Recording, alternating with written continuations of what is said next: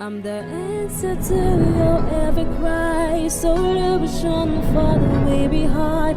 I bring to you good news.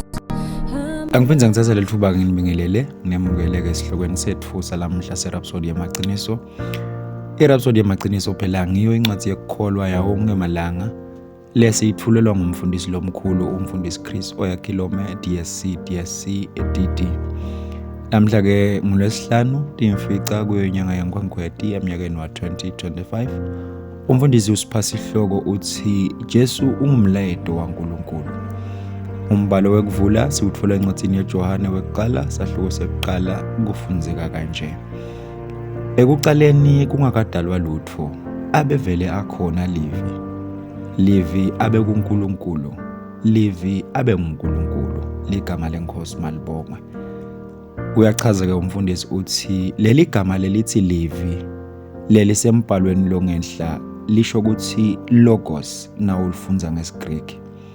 Ligama lelivama kusetshenziswa ngobe lihlanganisa inkulumo, umcondvo, umcabango kanye nemlayedo.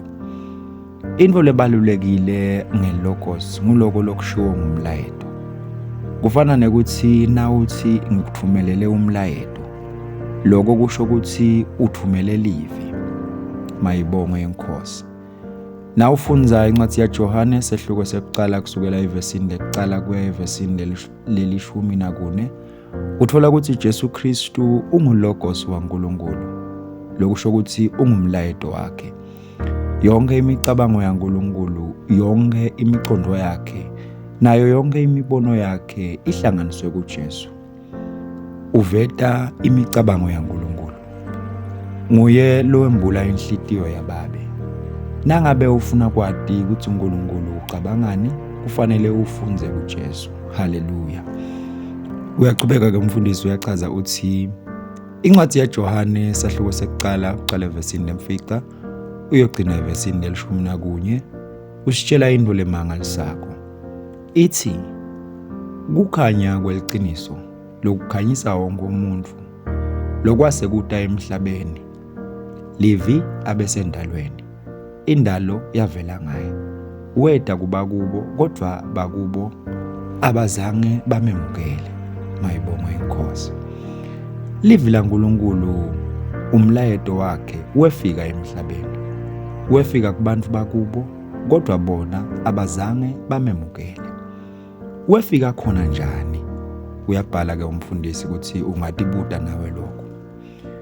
Impendulo ithi wefika ngebaprofeti labanjengaboMosi, Samueli, boJeremiya, boIsaya naboHezekiya.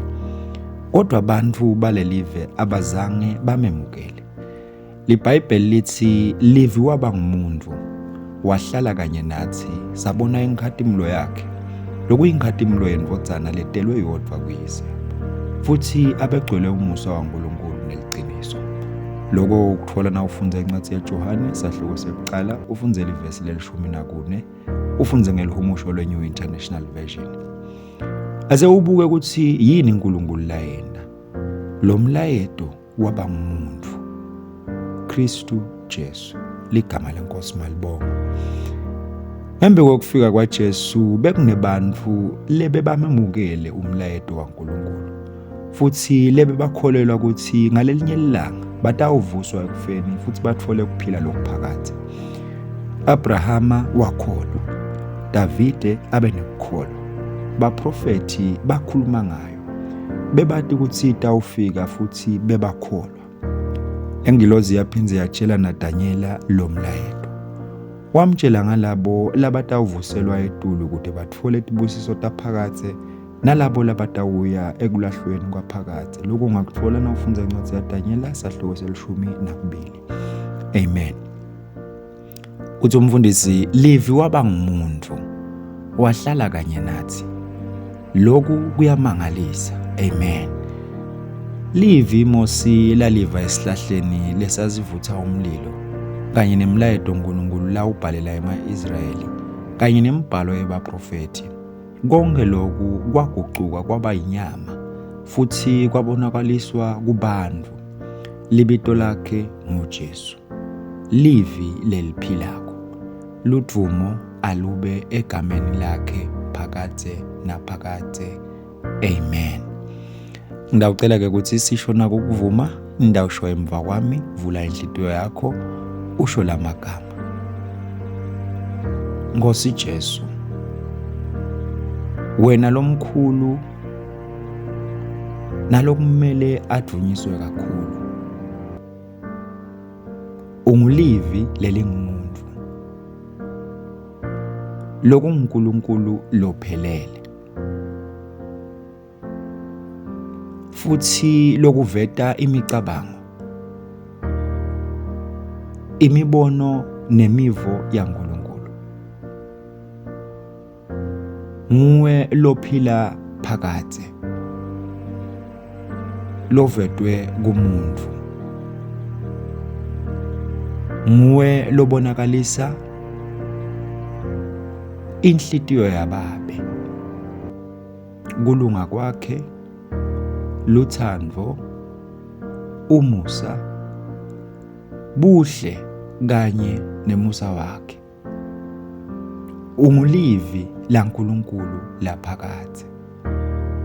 Futhi ngiyakuthanda nyalo naphakade. Amen. Nawuqhubeka nesifundo utawufunda incwadi yaJohane sahluko sokuqala. Ufunze ivesi lemfica uyogcina evesini leli-14.